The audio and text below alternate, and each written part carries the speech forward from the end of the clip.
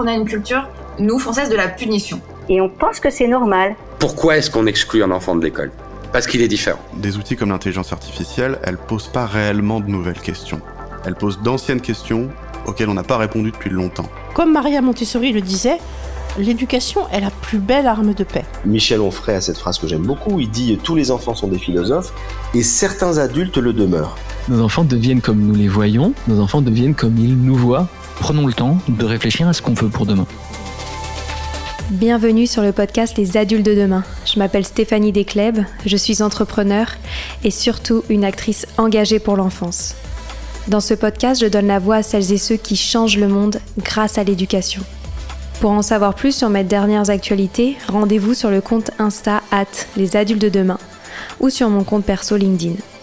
Pour retrouver un condensé des meilleurs moments du podcast, je vous laisse découvrir le livre « Offrir le meilleur aux enfants » aux éditions Hatier, que j'ai coécrit avec ma mère Sylvie Desclèbes, que vous entendrez beaucoup dans ce podcast. Allez, je laisse place à un nouvel épisode.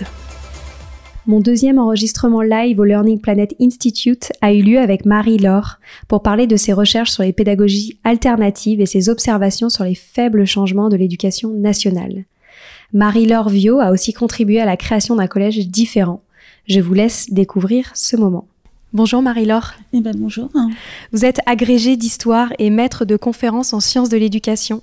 Vous êtes une grande spécialiste des pédagogies alternatives et vous avez publié « Changer l'école » aux éditions Nathan, que j'ai avec moi et que j'ai adoré. Nous sommes aujourd'hui au Festival de l'Apprendre pour réfléchir à comment réinventer notre éducation ensemble. Et comme je l'ai dit, vous êtes une grande passionnée des pédagogies alternatives. D'où vous vient cette passion ? Alors c'est très ancien, ça fait 25 ans que je travaille sur les écoles différentes. En fait, j'étais une très très mauvaise élève. J'étais vraiment le cancre, qui chaque année on disait que j'allais redoubler. C'est très dur d'ailleurs de vivre ça. Et puis j'ai trouvé, quand j'avais 16 ans, j'adorais lire, j'ai trouvé un guide des écoles différentes. Et j'ai dit à mes parents, mais c'est ça que je veux. Puis je suis allée en voir. Et en fait, j'ai eu l'idée d'en visiter plusieurs pour choisir. Donc en fait, j'ai fait mon tour des écoles alternatives. Et je suis allée au lycée autogéré, j'ai trouvé ça incroyable. Et voilà, après, je suis allée à l'université. Et après, j'ai trouvé que l'université, c'était incroyable parce que c'était enfin intéressant. Parce que avant, je m'ennuyais terriblement. Et que voilà, j'ai eu sans problème l'agrégation, le doctorat, C'était une autre pédagogie et du coup, le fait que c'était pour moi quelque chose de positif. Quand je suis devenue enseignante, j'ai tout de suite voulu le mettre en œuvre et j'ai vu que c'était compliqué et j'ai vu que ça marchait pas j'étais dans un lycée classique la première année et du coup j'ai eu envie d'aller voir ce qui se faisait ailleurs. Du coup j'ai fait une thèse dessus, j'ai fait un livre, c'est ça. Et puis j'ai continué toute ma vie à vouloir défendre ce type de façon d'apprendre. Et alors les pédagogies alternatives, on le sait, c'est un spectre assez large. Il y a eu beaucoup de pédagogues différents. Qu'est-ce qu'elles ont en commun ? Alors, elles ont d'abord en commun le plaisir d'apprendre et le fait qu'il y a du plaisir parce que on donne du sens au savoir et parce qu'on part de ce que les enfants ont envie d'apprendre, de leurs intérêts, de leurs questionnements et parce qu'on tient compte aussi de leurs différences. Chacun a un rythme différent, chacun apprend autrement. Donc, peut tenir compte de ça leur permet de réussir. Et le fait de réussir est essentiel. Et le fait aussi d'avoir une autre évaluation, pas avec des notes, pas avec des devoirs, etc., leur permet aussi de se sentir mieux, d'avoir une estime d'eux-mêmes, etc. Et on développe l'autonomie, on développe la responsabilité. Il y a beaucoup de choses en commun. Il y a aussi des lignes de clivage, parce que, Freinet, Montessori, c'est pas du tout la même chose. C'est pas la même chose du point de vue pédagogique. Qu'est-ce qui crée la motivation des enfants ? Pour Montessori, ce qui va créer la motivation, c'est le fait que chaque enfant va à un rythme différent et à un moment donné aura besoin d'autre chose. Donc il y a le matériel en libre accès, il y a les classes multi-âges et donner aux enfants un environnement où ils vont pouvoir trouver ce dont ils ont besoin. On pense que le bon moment et le bon travail, c'est ça qui crée la motivation. Chez Freinet, c'est tout à fait différent. Il y a de ça, mais ils pensent que les enfants veulent faire des projets tournés vers l'extérieur, qui veulent d'abord s'exprimer, qui veulent d'abord créer. Donc, ils vont faire un journal, donc ils vont faire des émissions de radio, donc ils vont faire des spectacles. Et ça va être beaucoup plus collectif. Ce que j'ai beaucoup aimé dans votre livre, c'est que vous partagez de nombreuses études qui prouvent que ces pédagogies alternatives, qu'on appelle aussi souvent pédagogies actives, ont des résultats très probants. Et ce que je comprends pas, c'est pourquoi est-ce qu'elles sont encore autant à la marge dans nos systèmes éducatifs ? C'est une question qu'on me pose tout le temps, et c'est vrai que j'ai beaucoup travaillé là-dessus. Enfin, j'ai fait plusieurs articles, j'ai fait plusieurs recherches avec des collègues, et à chaque fois, on a l'impression qu'on avance et qu'on creuse et qu'on trouve encore des réponses. Si on regarde du côté des parents, il y a 20 ans, il n'y avait pas de demande de la part des parents. Les parents voulaient pas vraiment, enfin, ils avaient peur surtout en France en tout cas, ils avaient peur des pédagogies différentes, ils savaient pas ce que c'était. Ça, c'est quelque chose qui a complètement évolué, et on est très content de voir ça se transformer. Maintenant, il y a une vraie demande. En tout cas, il y a une demande forte pour les parents au niveau de la maternelle, importante au niveau du primaire, légère au niveau du collège. Enfin, parce qu'ensuite, il y a ce système scolaire élitiste où il y a une crainte de la part des parents. Donc, de la part des parents, ça va. De la part des enseignants, les choses ont aussi beaucoup changé, et de plus en plus d'enseignants. Et là, on peut faire la même chose, c'est-à-dire que en maternelle, ils ont vraiment tous envie de faire autrement. En primaire, il y en a beaucoup. Enfin, c'est la même chose. Par contre, là où ça bloque, c'est au niveau de la hiérarchie et de l'institution. Moi, je travaille en INSPE, en formation des enseignants depuis 15 ans au moins, et donc je forme des enseignants en pédagogie différente. Et souvent, ils passent 1 an, 2 ans avec moi parce qu'il y a une possibilité de se spécialiser à la marge là-dessus. À la marge, parce que c'est un tout petit nombre d'heures dans leur formation. Et après, je leur dis, mais alors, vous le faites dans vos classes? Et puis je revois les anciens. Alors, vous avez mis en place quelque chose? Ah non, c'est pas possible, en fait. On avait trop de pression au niveau des parents, trop de pression au niveau des IEN, enfin des inspecteurs de circonscription, des CPC, les conseillers pédagogiques. Enfin, toute cette hiérarchie intermédiaire. Et c'est très difficile de mettre en œuvre une pédagogie différente. Alors, après, évidemment, pourquoi au niveau des hiérarchies, il y a un tel blocage? Et pour réfléchir à ça, on a fait une étude comparative. En fait, on a pris des pays où les pédagogies différentes se développaient.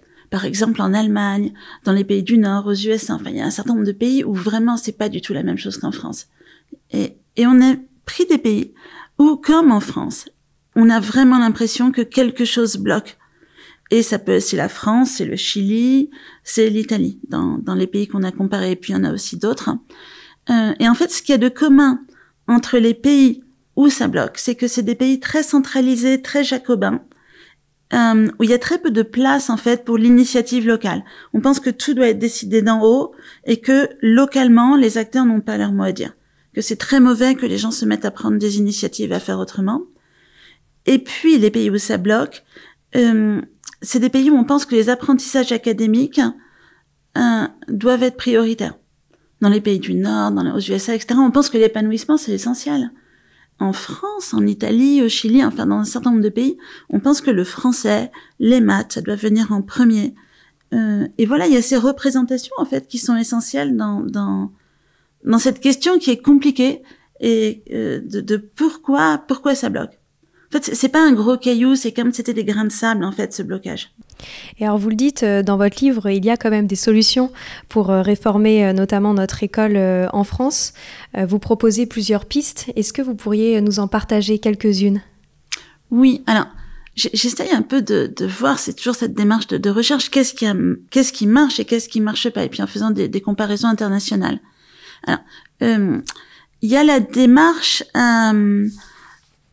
qu'on a tendance en France le plus à utiliser, puisqu'on est un pays jacobin, de dire voilà, c'est hiérarchique, c'est vertical, c'est ce qu'on appelle les réformes top-down. Ça veut dire que le ministère décide et puis les enseignants appliquent. C'est ce qui se fait 99% du temps en France. Et les enseignants le vivent très mal parce qu'ils se sentent méprisés et aussi parce qu'il n'y a pas du tout de prise en compte du terrain. Je pourrais prendre plein d'exemples dans l'actualité. Du coup, certains se sont dit, OK, le top-down, ça marche pas. Du coup, il faudrait faire l'inverse. Et du coup, ils ont dit, OK, il faut faire le bottom-up. C'est-à-dire faut que l'autonomie vienne des établissements. On entend pas mal de politiques qui disent ça. Et alors, ça a été fait par exemple en Angleterre, ça a été fait dans des pays du Nord, etc. Et les recherches qu'il y a eu là-dessus montrent qu'en fait, en laissant de l'autonomie aux établissements, on va pas vers l'innovation. On va vers des systèmes encore plus conservateurs, parce que les parents, ils connaissent pas les pédagogies différentes. Donc, quand ils ont le choix d'un établissement, spontanément, ils vont pas aller là-dessus, vers ça.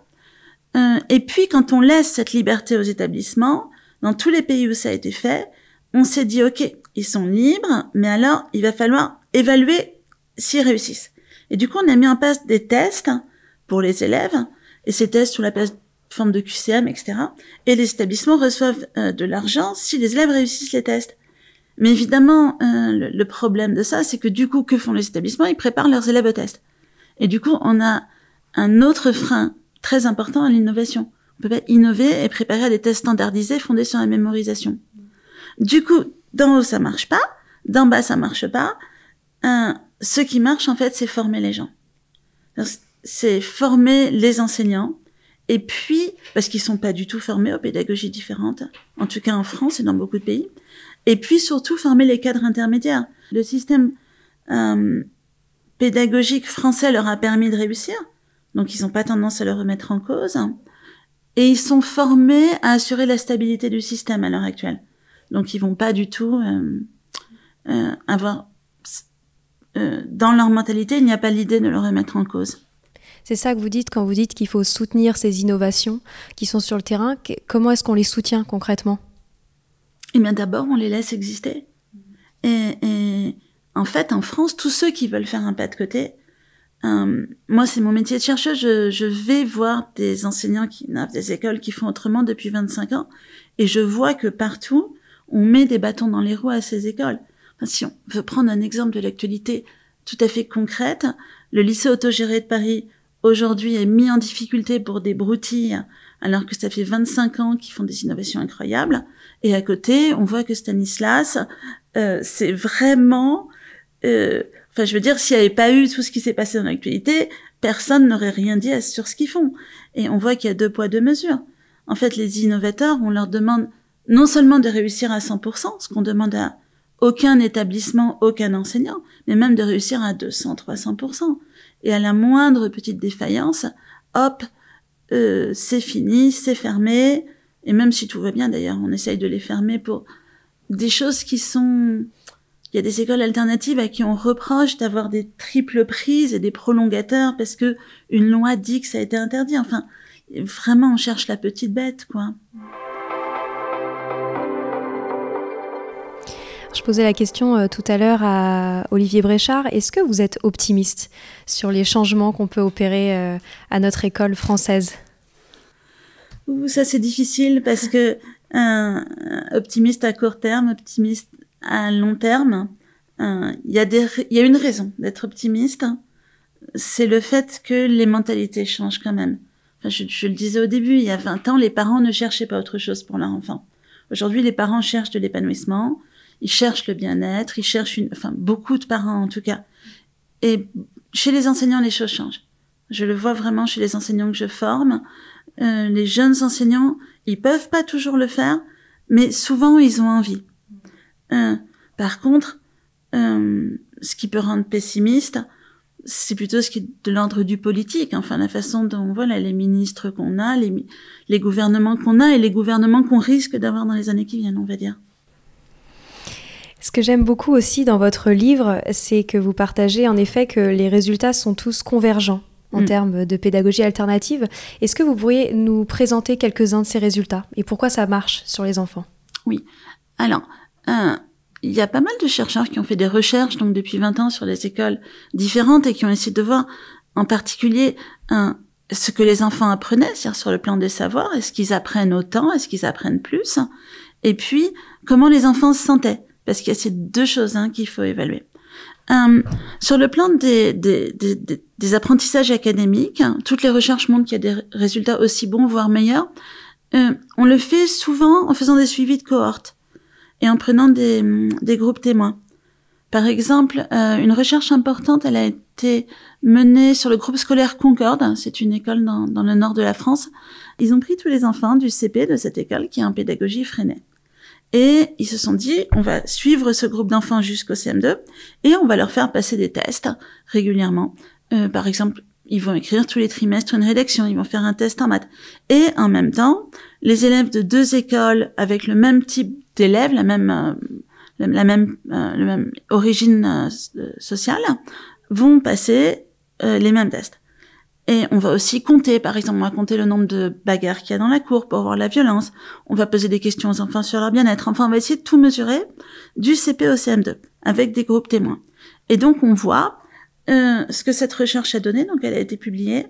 Et effectivement, au CM2, les résultats étaient que les enfants de l'école Freinet, par exemple, sur les textes, ils écrivaient des textes plus longs, ils écrivaient des textes avec plus d'imagination. Ils savaient mieux écrire. À l'oral, ils savaient mieux s'exprimer. En maths, c'était à peu près équivalent. Au niveau de la violence, il y avait une différence énorme. Mais c'est des études qui se diffusent peu à peu. Et pour l'instant, les décideurs ne prennent pas ça en compte. En France, la particularité quand même sur les pédagogies différentes, c'est que souvent elles sont mises en place dans le système privé hors contrat. Comment faire quand on est parent et que potentiellement on a une barrière financière pour proposer cette éducation différente à ses enfants, pour leur proposer une manière différente de l'enseignement? Alors, ces pédagogies sont mises en place aussi dans le public. Historiquement, la pédagogie Freinet, elle s'est développée dans l'enseignement public et il y a 10 000 instituts qui se revendiquent de cette pédagogie en France. Donc, ces pédagogies ne sont pas mises en œuvre que dans le privé hors contrat. Après, c'est vrai que les difficultés des innovateurs dans le système public sont telles que de plus en plus d'écoles hors contrat ouvrent avec des pédagogies alternatives. Et dans ces écoles, toutes ne sont pas très coûteuses. Là aussi, on a fait une recherche d'ailleurs qui est parue il y a quelques jours dans la revue Les Sciences de l'Éducation pour l'ère nouvelle.